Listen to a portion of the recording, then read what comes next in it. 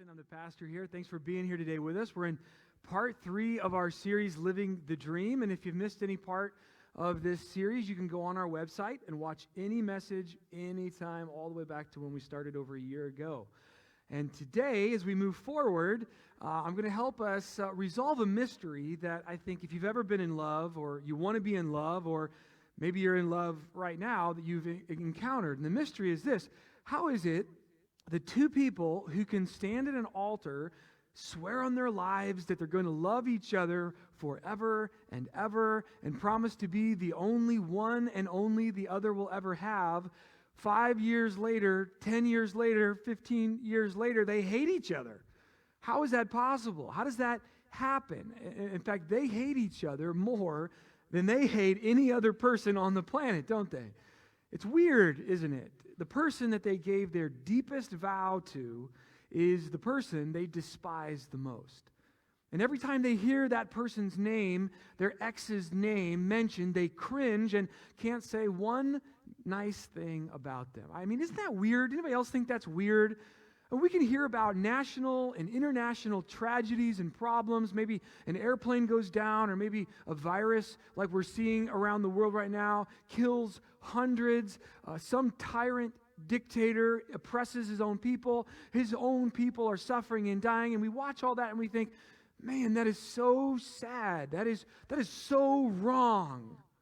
And then, the moment our ex's name is mentioned, all of this anger and hate and vitriol comes out. And it's weird. The person we vowed to love the most can at the end be the person we loathe the most. And why is it? Why does that happen? Why is it even when couples split up or they divorce and they say things like, well, we just don't love each other anymore? Because I'm betting if I were to sit down with that couple and say, I'm betting in a couple years maybe, you're probably going to be in love with somebody else. If I were to ask them, do you think that you'll find love again? Do you love someone else again? They'll probably say, yeah, I think I probably will. And if I ask their partner, their spouse, do you think you'll love again? And will you get married again? And they'll say, yeah, probably. So let me get this straight. Both of you can't stand each other, but both of you are open to the possibility of falling in love with somebody else and starting a brand new relationship. Yes. Now, I'm not the smartest person in the world, believe me, but I got an idea. Why don't you just fall in love with each other again? Since you already got a history together and you got kids together, I mean, if you're going to fall in love with somebody new, then why not try at least first to fall back in love with the person you love to start? I mean, right, someone, it's easier and it's cheaper, right?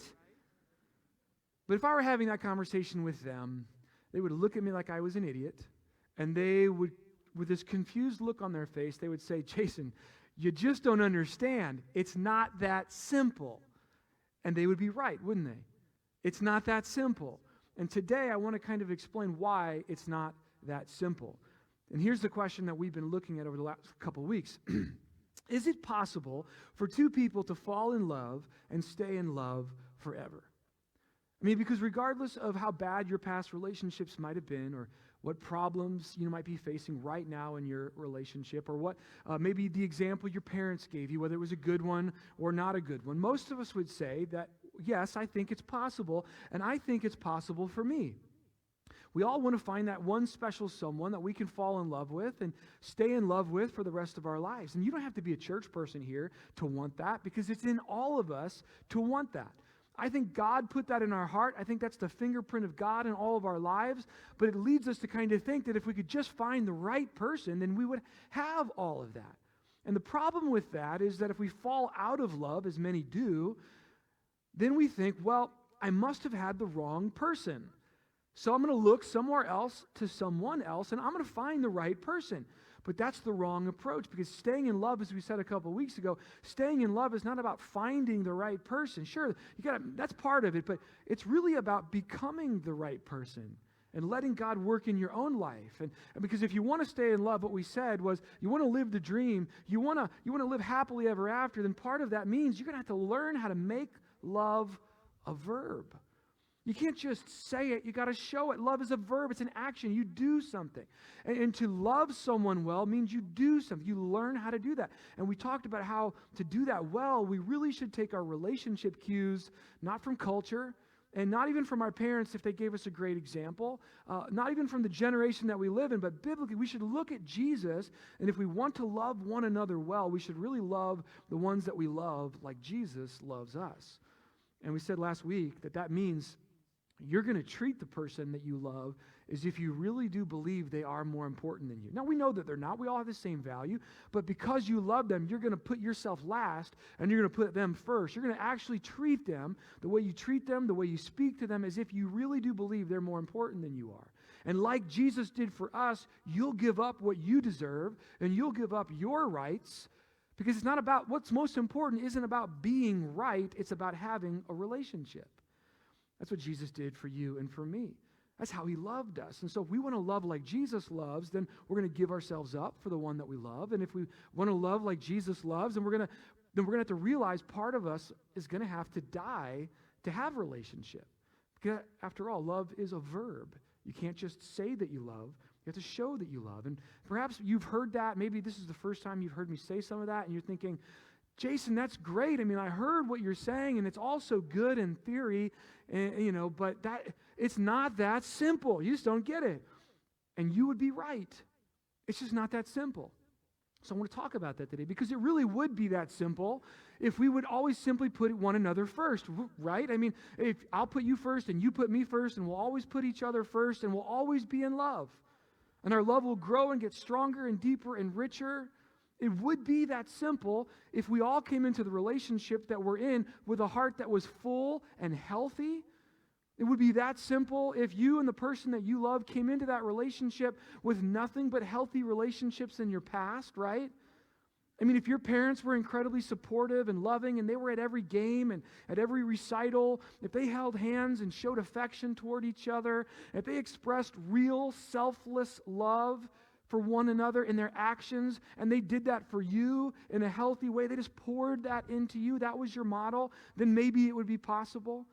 And maybe if all of your friends throughout your entire life treated you the right way, never hurt you, never lied to you, never betrayed you, but they were always just there for you, pouring into you, making you better, maybe that would be possible. And if all of your past romantic relationships were incredibly healthy and nobody ever took advantage of you and nobody ever abused you or mistreated you or hurt you, if every experience you ever had in a relationship was full of joy and acceptance and affirmation, and if you had a healthy self-image of yourself and nothing has ever happened that caused you insecurity or fear, then maybe it would be possible to put each other first and stay in love like that. It would be that simple, right? Because if you came into the relationship with that kind of ideal backstory and your heart was healthy and full of good things, and so was the person you love, then all you would have to do is simply put each other first. And you'd stay in love. It would be that simple. But we don't live in that kind of world, do we? The reality is, for you and for me, and you don't have to be a church person for this to be something that you've experienced, it's not that simple, because we don't come into our relationships with that kind of ideal past, do we?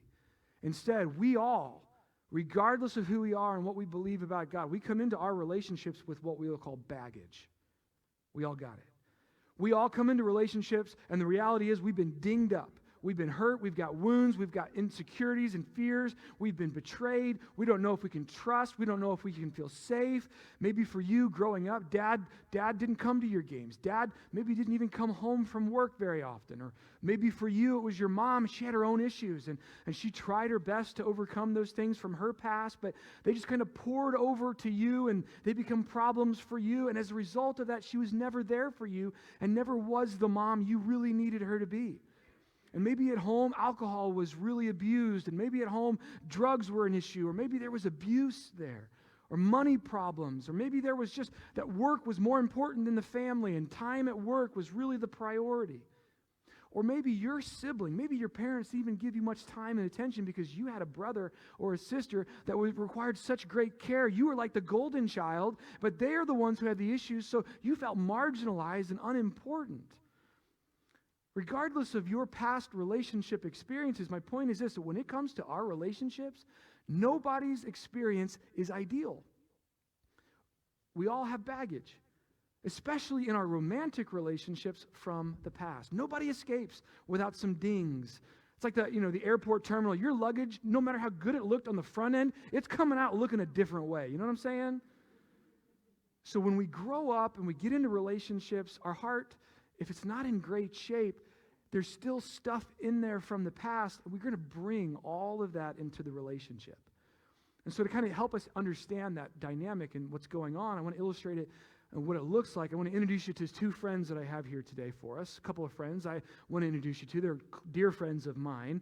This is Mr. Mugg and Mrs. Mugg, okay? Mr. Mugg and Mrs. Mugg. And like many people, they met after high school and college. And Mr. Mugg, he saw Mrs. Mugg. And, I mean, look at those eyes, right? I'm like, hello, hot stuff. I mean, woohoo!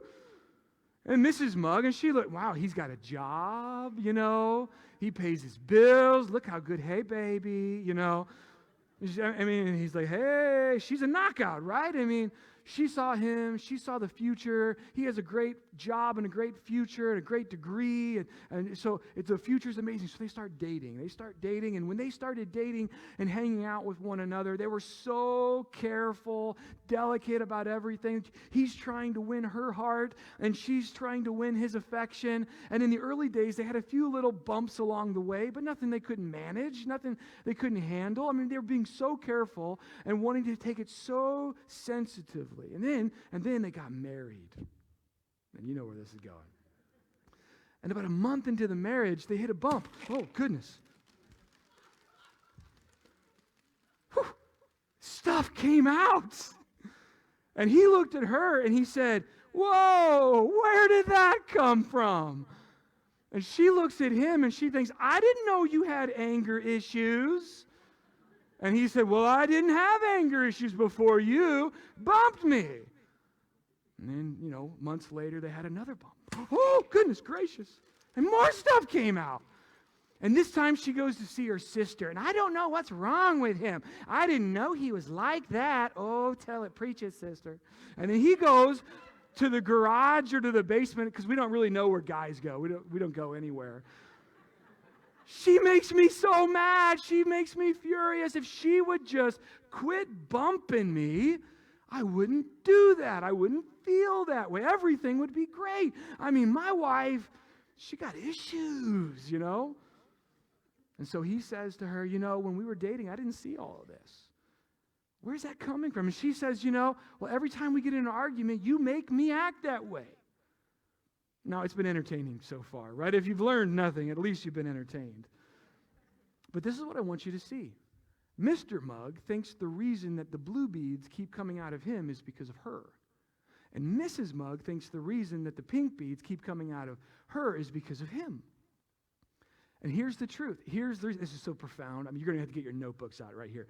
The reason stuff is coming out is not because of the other person, it's because it was already in there. You writing this down? This is good stuff right here. I mean, this will change your life. It was already in there. It was already there. And now this is important because all of us have stuff in us. You don't know what's in you until you get bumped.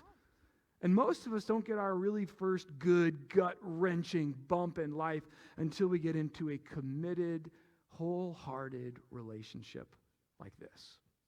And there's something about the permanence of marriage and the devotion to one another in a romantic relationship and getting married to them that it brings out, come on, married people, the best in us and the worst in us. And we start the relationship and you're the one for me and I'm the one for you. And we bump each other and we wonder, oh my goodness, what was that? Where did that come from? This is why people who make the ultimate commitment to one another, who set out to live a happily ever after, living the dream, staying in love life, who get married to one another, this is why they end up angrier at each other than they do at anyone else on the planet. Because he's absolutely sure stuff comes out of him because of her, and she's absolutely sure stuff comes out of her because of him. But the truth is, it's coming out of you because it's already in you. And it's been there for some time. You just didn't realize it. Because all of us, no matter what you believe about God, no matter if you're a church person or not, We got stuff in there because we all got baggage from our past. And we got to ask ourselves today, what do we do about that? What do we do with that? Because the answer is very simple, though very hard to do. And most of us weren't raised to do this. I know this has been a challenge for me. It probably has been a challenge for you. How do we resolve this problem? We have to learn to pay attention to what's going on inside of us. This is how the writer of Proverbs said it.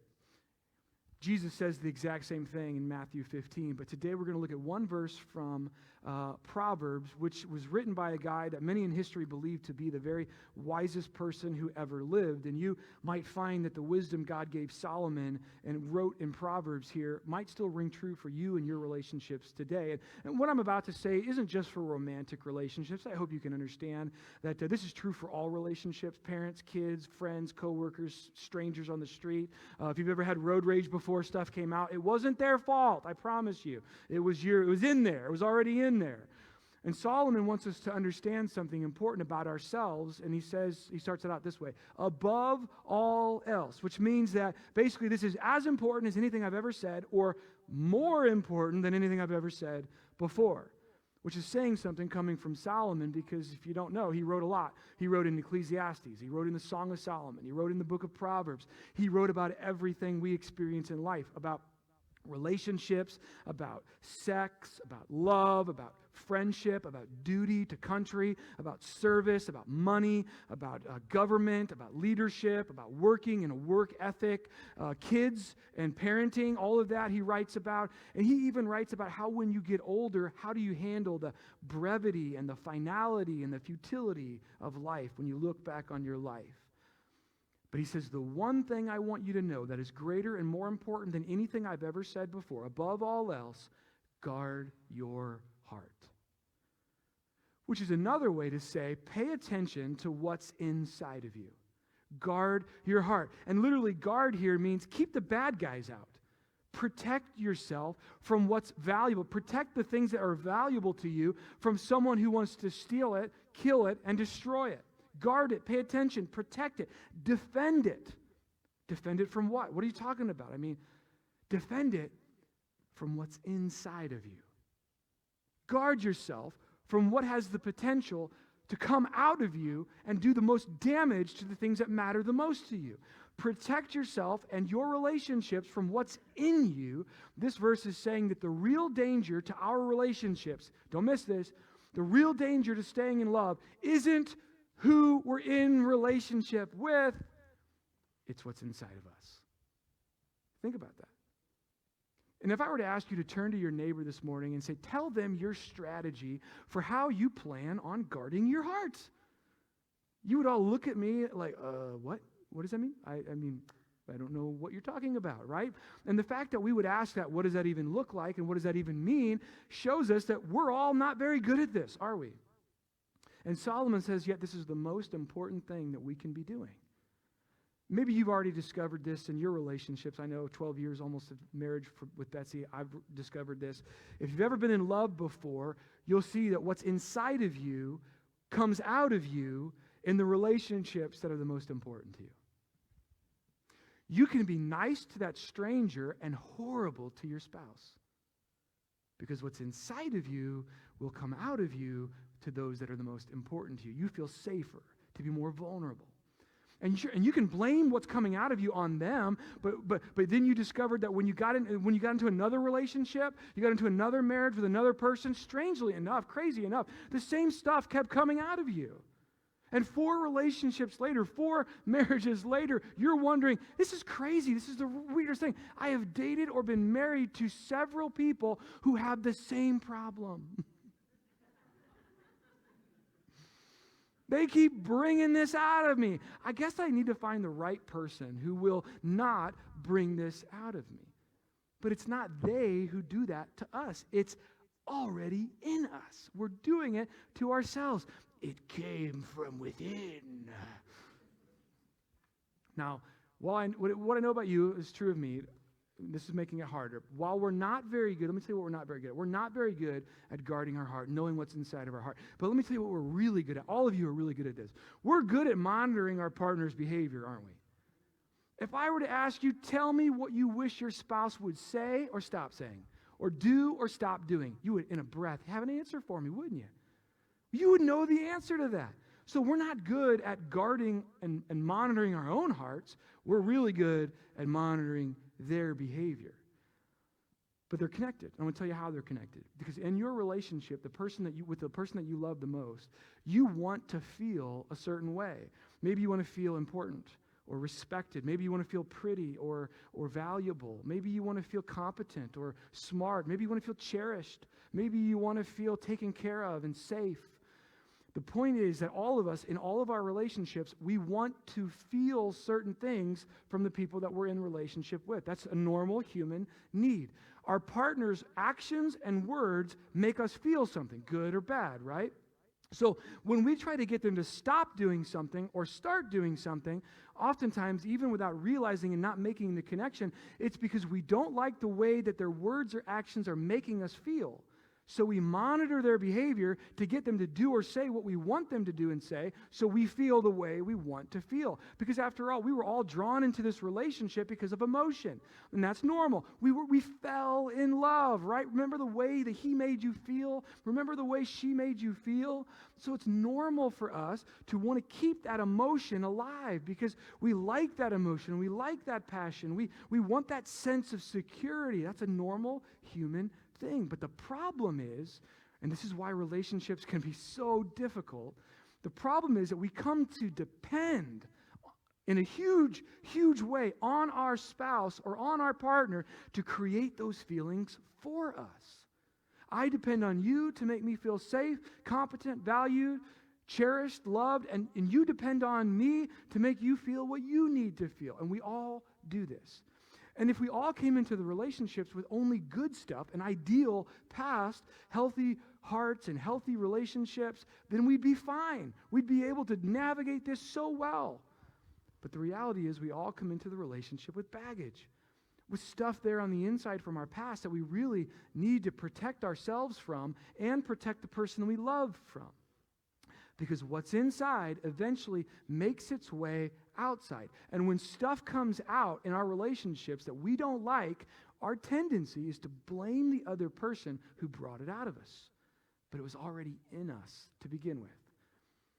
And in relationships, you want to feel things from the people that you love. And so you got to see this truth. It's true for you, whether you're a church person or not. Your ability to feel the things that you want to feel, those certain things that you want to feel, is determined by the condition of your heart. It's determined by what's inside of you. Your ability to feel on an ongoing basis all the things you want to feel is impacted by what's inside of you. So if you have come out of a home where mom and dad never appreciated you, noticed you, cared about you, it is going to be much harder for you in your relationship with your spouse to have a level of appreciation and value. Because no matter what they do, no matter how much they do it, you have a deficiency in that because you've got this wound there, you've got this baggage there, and there's going to always be a sense where it never feels like what they do is enough. Because it's inside of you. Because your ability to feel certain things is a reflection not of their behavior, but of what's inside of your heart. Which means this, listen, your ability to love, to stay in love, has as much to do with the behavior of your spouse. Now, don't get me wrong, definitely this is a part of it. So I don't want to be insensitive to dynamics that are at play here in past relationships. Certainly, the way that they behave is a part of it. But let's also be honest and be with ourselves. Our ability to stay in love has as much to do with what's inside of us and the condition of our heart as it does the behavior of our spouse. It's easy to blame them when stuff comes out of us, but the truth is it's always been in you, and you brought it into the relationship. And without understanding what we're talking about today, listen, no amount of communication, no amount of commitment, no amount of devotion, no amount of actions or words can compensate for what you don't have inside of you. Because if you don't realize that part of your ability to feel certain things is not based on your spouse, but on you, and on the condition of what's inside your heart, then you won't be able to stay in love. You won't be able to make love a verb because your emotions won't let you. Your emotions will sabotage you and your relationship. And it happens all the time. All the time. And emotions, let me just be very honest with you, they make a horrible God. They make a horrible Lord and leader of our lives. But a lot of people bow down and let our emotions be in charge. But they're not ever designed. God gave you those emotions to feel and experience life, but he didn't give you those emotions to be who's in charge. So, their behavior is part of staying in love, sure, but so is the condition of your heart. So listen to what Solomon says at the end of this verse. Listen to how he finishes this. He says, above all else, the most important thing, I want you to guard your heart. But listen, for everything you do in your relationship, everything you do romantically, everything you do during the course of your day, everything you do flows from what's inside of you. Which means that our relationships with people, regardless of whether it's our loved ones or people we work with, regardless of who it might be, it's the product, it's the overflow of what's in our hearts. And Jesus says the very same thing in Matthew 15. He says that all kinds of things come out of our heart, flow out of our hearts, our actions, our words. He says we are defiled by what comes out of here, not necessarily what comes out of here. Because it's always about what's in our heart. Not simply what we say, not simply what we do. All of that goes back to what's inside of us. Everything you do is the overflow of what's inside of you. So if your heart isn't in good shape, then it's going to be almost impossible for you to have a healthy relationship. If your heart isn't healthy, if it isn't whole, if it isn't healed, if it isn't safe and secure and confident, you will struggle to have a relationship that is. And this is, as a pastor for 20 years, what I see is the most common marriage problem there is. It's called codependency. We need them to make us feel. We want them to do so we have.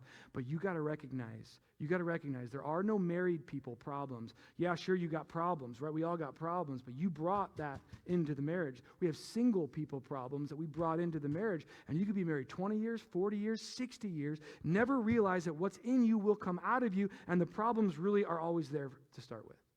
Sure, their behavior, we can't dismiss that. I'm not going to be insensitive to those dynamics. But a lot of what happens, a lot of the problems are already in us. And it's easy, isn't it? It's easy to see this in other people, right? It's easy to see when, their heart's not healthy. We can see how it sabotages all of the rest of their relationships. We can see it in others, but we can't see it in the mirror when we look at ourselves.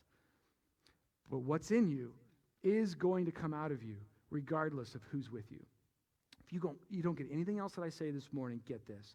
What's in you will come out of you, regardless of who's with you. So you can change up the names and the faces. You can change up the name of who you wear the ring for, but it's not going to change the reality that what's in you will eventually come out of you. That's why it's so important for us who want to stay in love to learn to pay attention to what's inside our heart. So how do we do that? Before we leave today, we've got a few moments. I want to help you learn how to do that. How do we monitor our hearts? How do we guard and protect our hearts? I want to introduce you to an exercise that if you start doing this, it will help you. It will help your relationships get better, and you don't have to believe in Jesus to do this. Listen, you can just do this, and it will help. And if you do believe in Jesus, let me tell you this. Let me just be straight with you. This is what it looks like to be a mature follower of God. This is what it looks like to not let your emotions control you. Because all of us, even as church people, even as people who believe in God, we can love God and believe in God and day to day let our emotions take over. This is what it means to grow and be a mature believer. But this will help you even if you don't believe. And it's one of the keys to staying in love.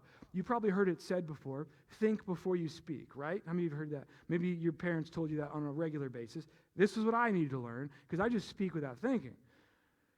So what I want to help you with is if you want to stay in love, you want to live the dream, the first thing that I want you to do is I want you to stop before you speak. Stop, and I want you to think about what you're feeling before you speak. Come on, every wife in the room said. There we go. Every husband in the room said. You guys are waiting. What time is it? Have you had breakfast yet today? I mean, what's the problem here? Now, just be straight with me. Guys, we don't do this very well, and I can say this because I am one, so I know how this works for us. But when it comes to our feelings, come on, we don't really know a lot about why we feel what we feel. If you're anything like me, you just say this, how you feeling, honey? What's wrong? Well, I'm frustrated. I'm just frustrated. Well, no, what are you feeling? I'm frustrated. What else? Frustrated. I get maybe a little bit angry, but I'm frustrated. Frustrated and angry. Those are the only two. That's where we live, ladies. That's where we live, right? That's all we know. That's as deep as we got all the happy emotions, but when it comes to negative emotions, I'm frustrated. And maybe I'm a little bit angry. That's as deep as we go. So guys, I want to work with us a little bit today because this might be a little easier for the ladies because they're a little bit more emotionally aware and intuitive to what they feel than we are. And it's not because listen, every lady, you better give me an amen on this one. You better tell them, all right? It's not because women are more emotional than men. Because guys, we are just as emotional. Don't punch me yet. I got another amen. See, thank you very much for the second amen. We're just as emotional. So to help us, let's increase our vocabulary a little bit when it comes to what we're feeling, because a lot of what we say is frustrated or angry might be something else. So my goal with you is just going to help expand your vocabulary so you can identify a little bit more what it is that you're feeling. So in that moment before you say or do anything, you can pause and you can protect yourself and guard your heart from letting what's inside come outside and hurt the person that you love the most. So here's a few things that maybe you have felt before, and it's not a comprehensive list, but it might get us started. Whenever you and the one that you love bump into each other, maybe you feel angry and frustrated. Yeah, okay, but maybe there's more to that. Maybe because the way that they're acting, what they've done, maybe you feel left out. See, that's a little bit more than I'm frustrated. Or maybe the way that they behaved, the thing that they said, the way that they acted, maybe it made you feel embarrassed.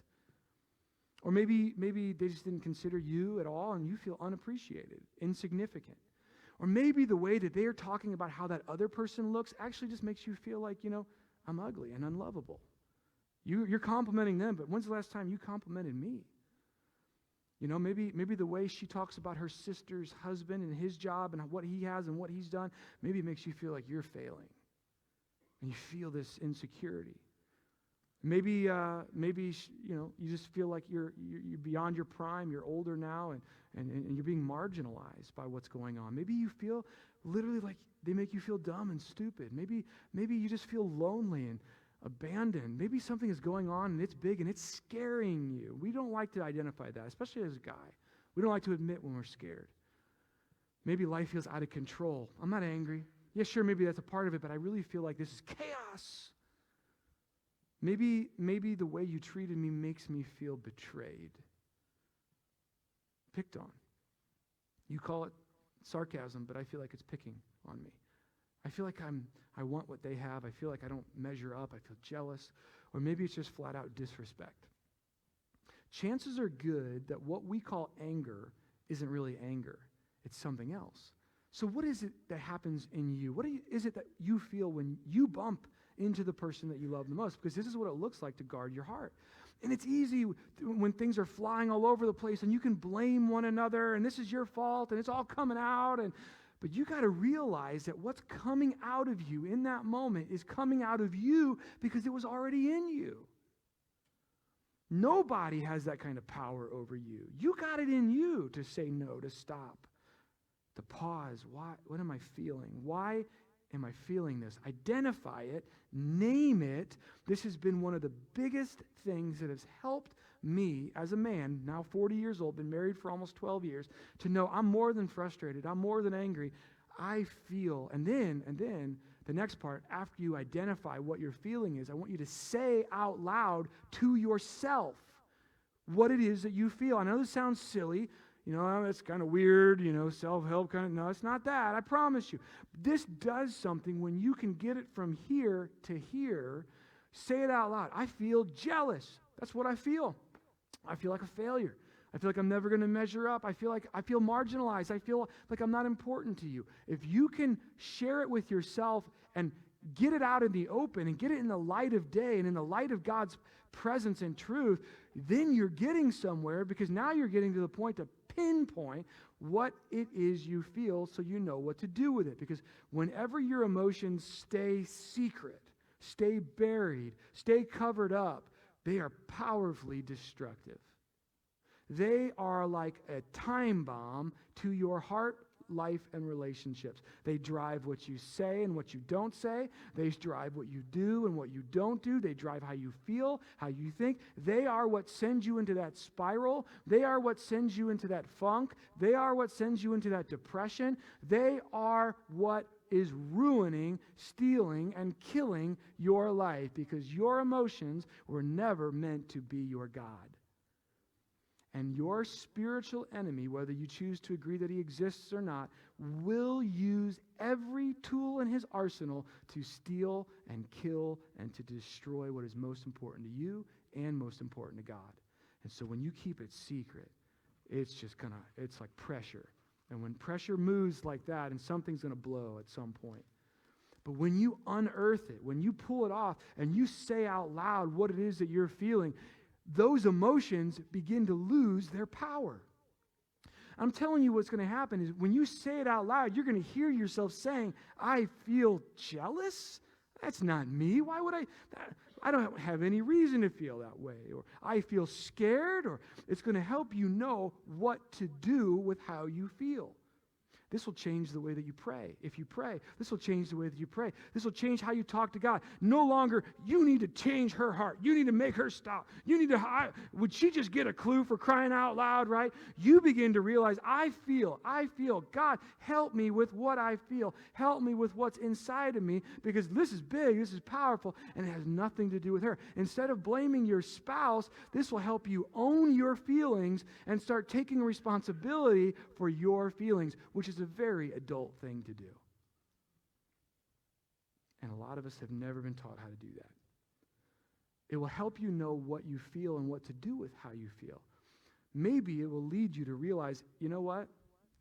The more that I think about that, the more I realize that was there. That was inside of me. I owe her an apology. I was wrong to treat him like that. I need to apologize. Because it really wasn't his issue. It really wasn't her issue. It was mine. Maybe you'll realize that what you're feeling has absolutely nothing to do with them. It actually came from within you, and a good counselor will take you and that feeling back to the first time you felt it.